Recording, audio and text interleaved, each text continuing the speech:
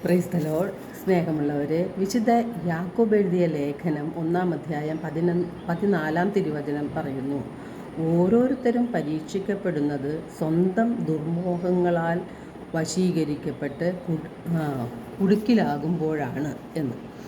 തിന്മ നിറഞ്ഞ ഈ ലോകത്തിൽ പ്രലോഭനങ്ങളിൽ വീണു പോകുക മാനുഷികമാണ്, അത് സ്വാഭാവികമായി സംഭവിക്കുന്നതുമാണ്.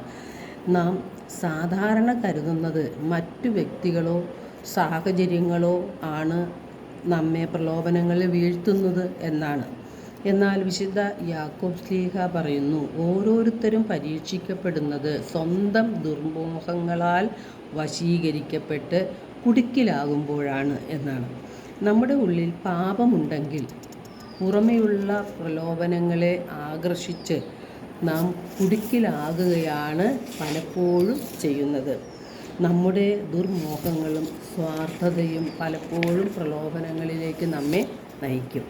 തിരുവചനം പറയുന്നു, ദുർമോഹം ഗർഭം ധരിച്ച് പാപത്തെ പ്രസവിക്കുന്നു, പാപം പൂർണ്ണ വളർച്ച പ്രാപിക്കുമ്പോൾ മരണത്തെ ജനിപ്പിക്കുന്നു.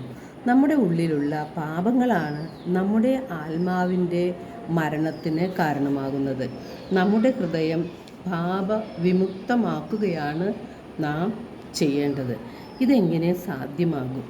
1 യോഹന്നാൻ 1:7 തിരുവചനം പറയുന്നു, അവിടുത്തെ പുത്രനായ യേശുവിൻ്റെ തിരുരക്തം എല്ലാ പാപങ്ങളിൽ നിന്നും നമ്മെ ശുദ്ധീകരിക്കുന്നു. യേശുവിൻ്റെ തിരുരക്തത്താൽ നാം കഴുകപ്പെടുവാൻ വേണ്ടിയാണ് നിരന്തരം പ്രാർത്ഥിക്കേണ്ടത്.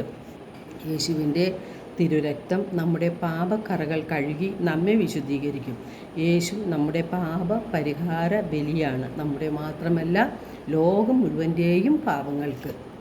എൻ്റെ പാപങ്ങൾക്ക് വേണ്ടിയാണ് യേശു പീഡകൾ സഹിച്ച് ജീവൻ ബലിയർപ്പിച്ചത് എന്ന സത്യം നാം വിശ്വസിക്കുകയും അതരം കൊണ്ട് അത് ഏറ്റുപറയുകയും ചെയ്യുമ്പോൾ നമ്മുടെ വിശ്വാസം ആഴപ്പെടുകയും നാം ദൈവത്തോട് വിശ്വസ്തരായിരിക്കുകയും പാപങ്ങൾ ഉപേക്ഷിച്ച് ദൈവത്തെ മഹത്വപ്പെടുത്തി ജീവിക്കുകയും ചെയ്യും.